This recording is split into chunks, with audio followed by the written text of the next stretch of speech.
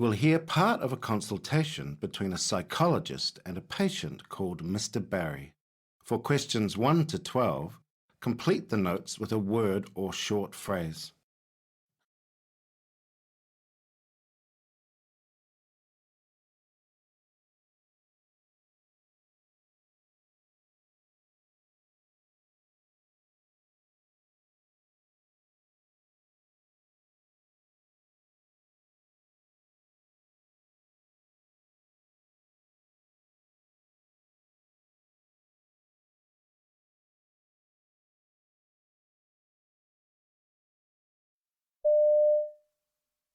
Hi there, Mr. Barry.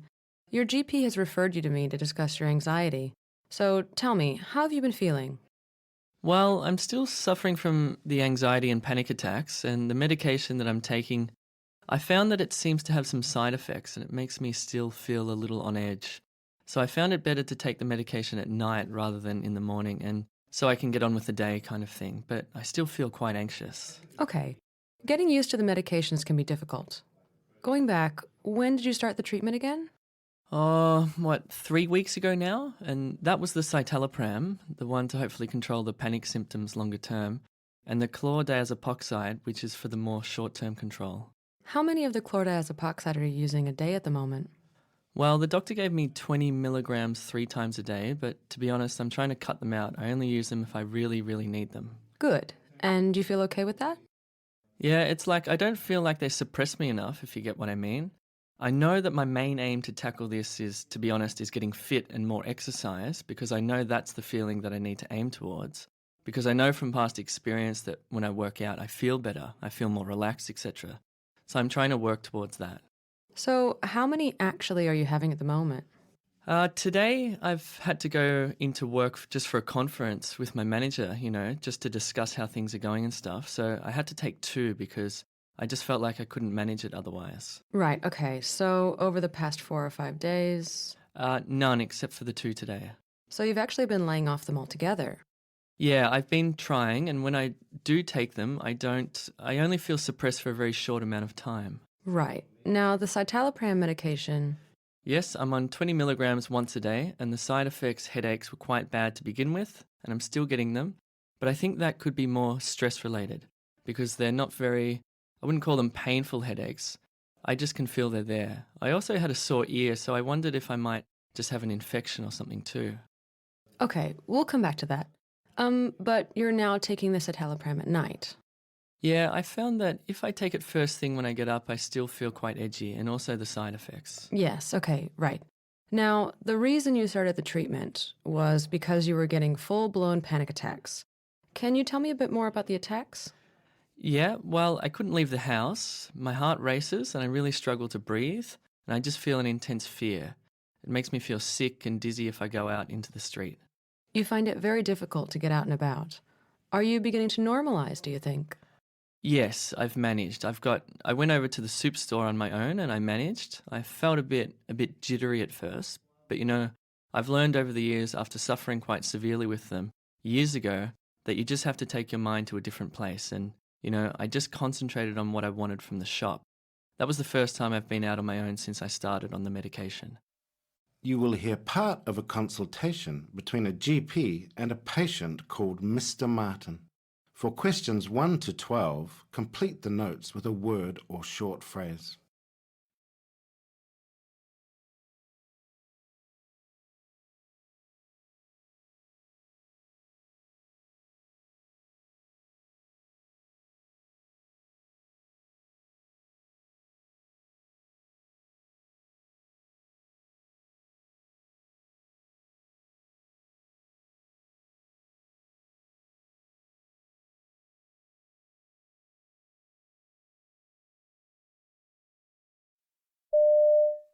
Hello, Mr. Martin. I'm Dr. Hampton. Hello, nice to meet you. And you? How can I help you?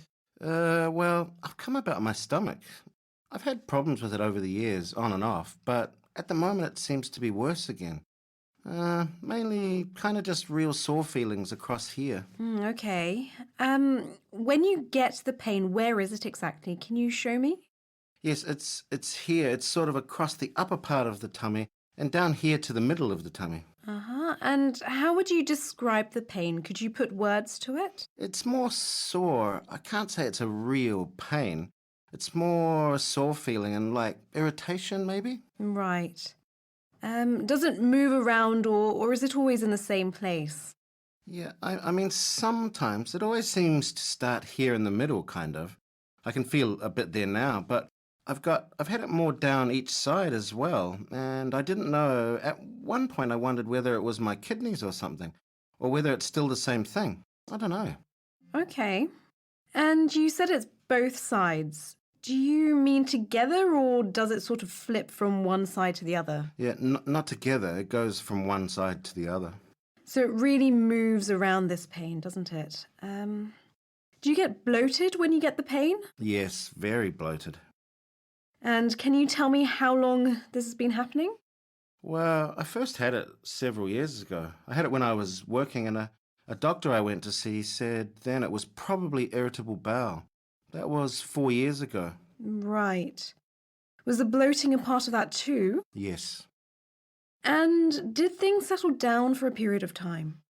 Yeah, they settled down when I was watching my diet much more, and when obviously I wasn't as stressed. I'd given up work. Okay, what about your bowels? Can they be a bit variable? Yes, very much so.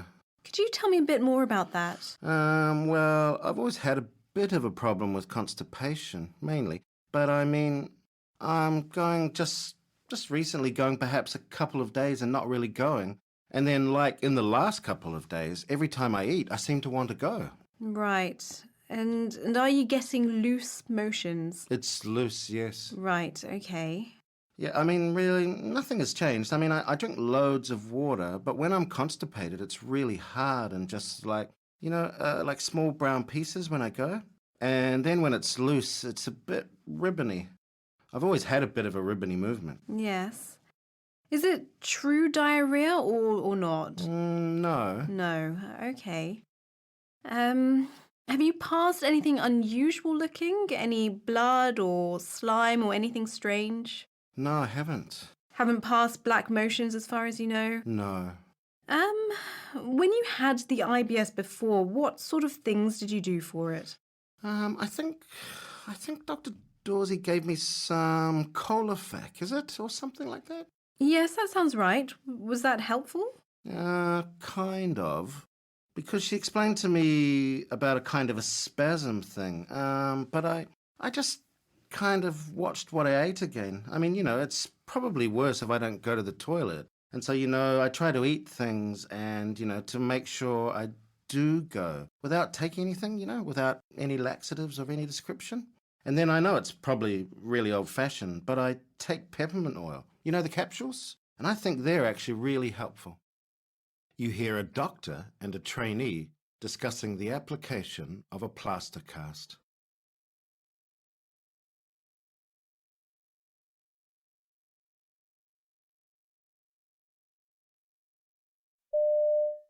So let's discuss the short arm cast that you're going to apply.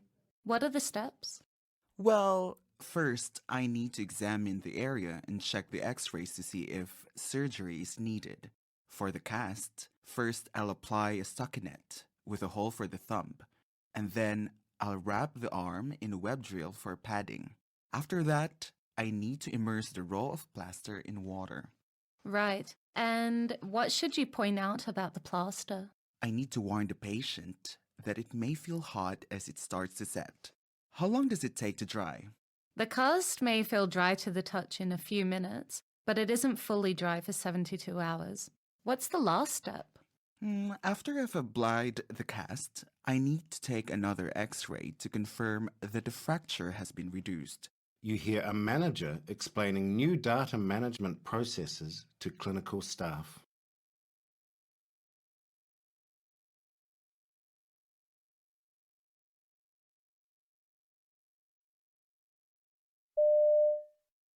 Yes, in the back. You had a question? Yes. How should we file our feedback reports? Do we need to just complete them on the computer? That's a great question. Remember that since the clinic has begun transitioning to the new computers and software systems, we need you to fill out the paper reports in addition to the digital versions. I know this may be time consuming, but this is because as we transfer all our files from the old servers to the new ones, some files may be misplaced, and we want to ensure that all of our records are easily accessible at all times. So we need to make 2 copies of our reports? Yes, exactly. Great. Does anyone else have a question? You hear a presentation about the introduction of a new type of wound dressing.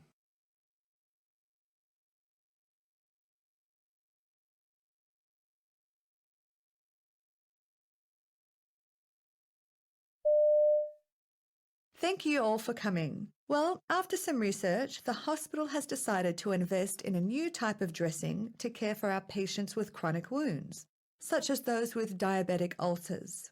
Although the traditional cloth compression bandages are useful, they need to be changed frequently to promote healing. These new bandages are made of a natural plant-based material instead. In fact, they're made from seaweed. Alginate dressings are somewhat costly, but they can prevent harmful strains of bacteria from entering the wound by forming a protective barrier with the skin. Most impressive of all, they can absorb up to 20 times their own weight, so they're the best choice for wounds with high-level exudate. Based on these factors, we believe that alginate dressing would be a useful addition to our wound care procedures. You hear 2 hospital managers discussing completion rates for an online course.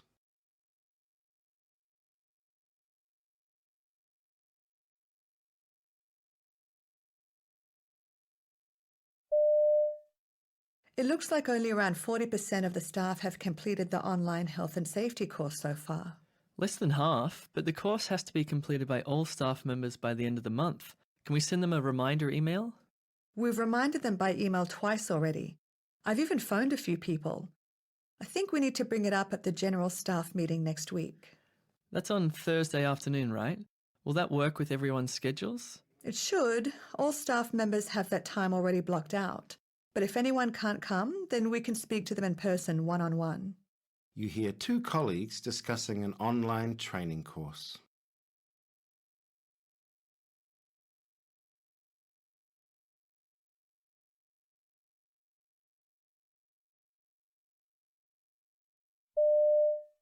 Hi, Fiona. How are you? Can I ask you something? Sure, Mug. What's up? Have you done that online training for a new record management process? Yeah, I did it on the weekend. It was supposed to take 10 minutes, but it took me ages. Did you have any trouble with it? I mean, any technical problems? Not really. I couldn't log in for a bit, but that was just me getting my password wrong. After that, it worked fine. Why? I keep getting this email that says I haven't finished all the activities, and then when I log in, it says I've completed everything. It's driving me crazy. Did you ring the IT help guys? Yeah, they reset it, but it didn't do anything. I really don't want to do it again. No, you shouldn't have to. Maybe just send the register an email and let her know that you've done it. Maybe she can fix the issue. You hear an educator describing methods for creating medical abbreviations to nursing trainees.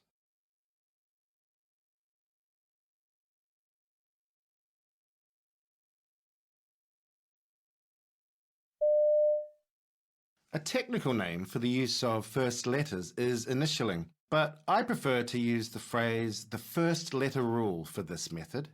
Abbreviations using the first letter rule commonly identify diseases and diagnostic tests. For example, chronic obstructive pulmonary disease is COPD, or liver function tests are LFTs. In most cases, these letters are pronounced separately as letters, but sometimes key letters or key syllables form the abbreviation. For example, hypertension is abbreviated using HTN, or we see the term atrial fibrillation abbreviated as either AF or AFib. Sometimes the first letters form an easily pronounceable word, an acronym. For example, acquired immune deficiency syndrome becomes AIDS, or severe acute respiratory syndrome becomes SARS. Understanding these principles will help you to more quickly learn the many abbreviations used in local clinical settings. You hear an interview with a health administrator called Dr. Marvin Lee, discussing an article about delivering high-quality non-visit care.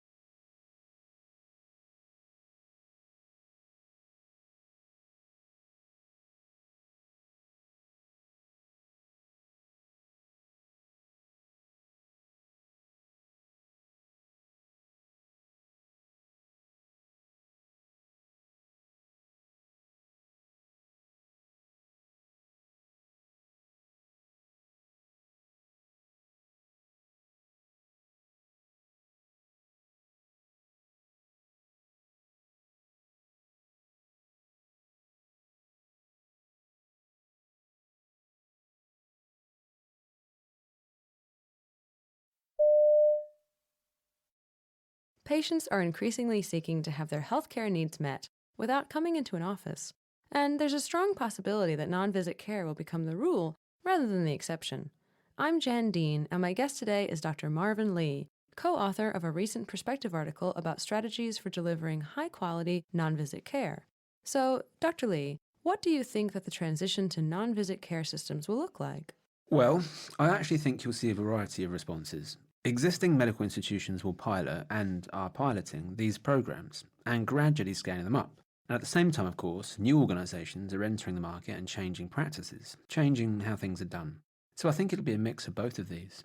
And really, my sense of this is that it first has to start with culture, developing a culture for non-face-to-face medical care. Oh, I see. Could you say just a bit more about what you mean by culture here?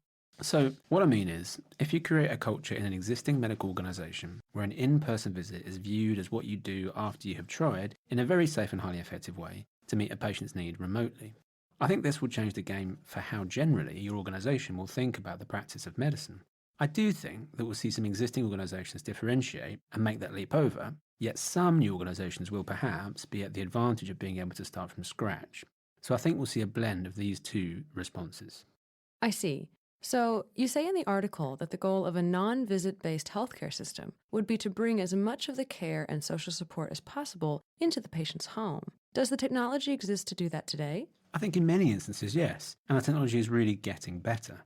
I think it's important to reflect on how things like smartphones, particularly in the last decade or so, have influenced our expectations. There's been a massive shift in how people in everyday life think about this and about how they expect to engage with services. So we really have to find a way to map onto that consumer demand. And I think for a lot of the basic medical needs that people have, the tech is there already. So, what kinds of things do you mean? Well, if you look at clinical protocols for primary care, these are designed to help physicians and clients make decisions about appropriate healthcare for specific circumstances.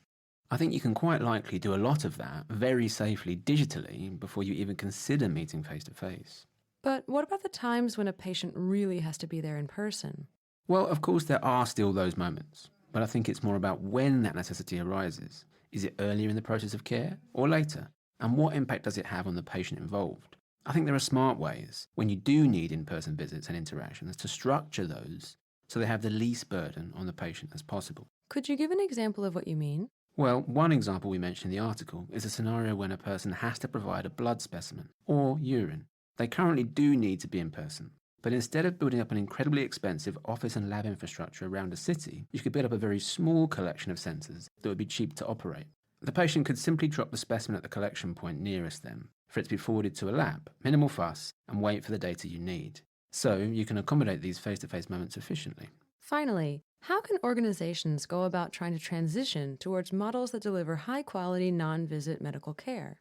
In time, as the technology and science gets better, gets more precise, organisations should just look at these situations that require in-person attendance by the patient and evaluate them, and evaluate that requirement against the currently available technology to see if it's something that could be safely transitioned to an online remote system.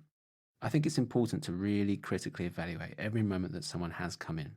And I think that if you do that, you'll start to see clear opportunities to reconfigure your care pathways quite dramatically. You hear an interview with a public health researcher called Dr. Pauline Davidson discussing research on a secret safe injection facility in the United States.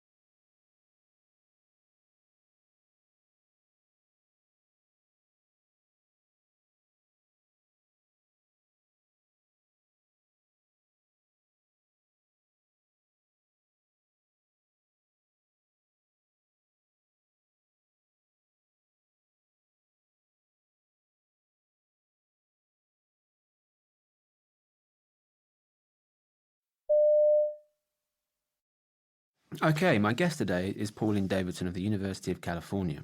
Dr. Davidson is here to discuss the findings of 2 studies that focused on the effect of a secret safe injection facility in the US. Dr. Davidson, thanks so much for agreeing to talk with me today. So, what was your big takeaway from your research? One of the things people have said about opening safe injection facilities in the United States is that the US situation is fundamentally different from that of other countries where it's being used successfully. It's an argument that just because it can work in Europe or Australia or Canada doesn't mean that it'll work here. The big takeaway from this research and all the data we have so far is that these kinds of facilities have a similar effect here in the United States as they do elsewhere. They reduce harms associated with drug use, and they reduce social nuisance associated with drug use in the same way they do elsewhere.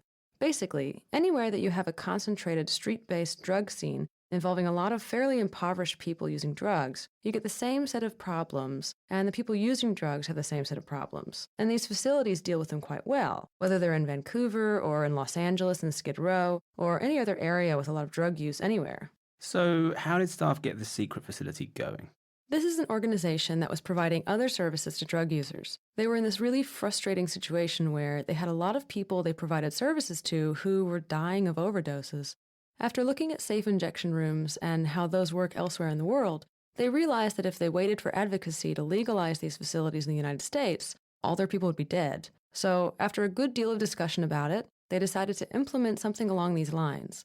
Initially, they started by re-equipping their bathroom, so it was better suited to safe drug consumption. But that had too many logistical problems. They couldn't use the toilets because drug users were in there. They had a spare room available, so they refitted that. They modeled it after the Vancouver facility and opened their doors to a group of their longer-term users, and continued ever since. What actually happens? How do they ensure safety and that kind of thing? Well, it looks pretty much like an ordinary clinic. It's a fairly large room with 5 separate stainless steel injecting stations, and the staff are always in the same room as the clients. People come in, do a check-in on a laptop, sit at an injecting station, and prepare and then use their drugs. Then there's a couch if they want to sit there and wait for the immediate effects of the drug to wear off. The staff are trained to use naloxone and, if necessary, call 911.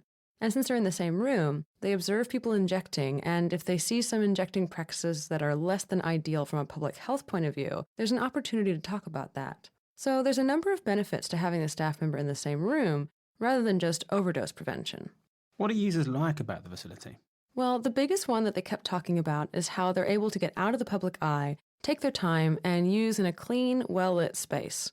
People talked about using in the public eye and shooting up in a hurry between 2 cabs in the streets. They were very much aware of passers-by, not just because it's illegal. I mean, they're aware of the police, but because they're aware that it's not seen as a nice thing. They're particularly terrified of being seen by someone's children. So being able to get out of the public eye was very much a relief. So there's a serious benefit to their well-being, how they feel about themselves. Did users have any complaints about the facility? Mostly that it wasn't open 24/7. They really liked the space, and they would like it to be open far more often. A couple of them also talked about the problem of how the organization couldn't closely coordinate or do referrals to other agencies because they were trying to keep this all in the down low. Users were quite aware of this. They were saying it would be better if this organization was really closely coupled with a treatment agency, and that handoff could be much better. The staff were also quite bothered by the fact that they had to keep the facility to a fairly small number of people and felt like they had to exclude people with mental health issues because they felt like including them would be more likely to lead to disclosure to third parties. So the organization couldn't serve a number of people who were likely at a higher need.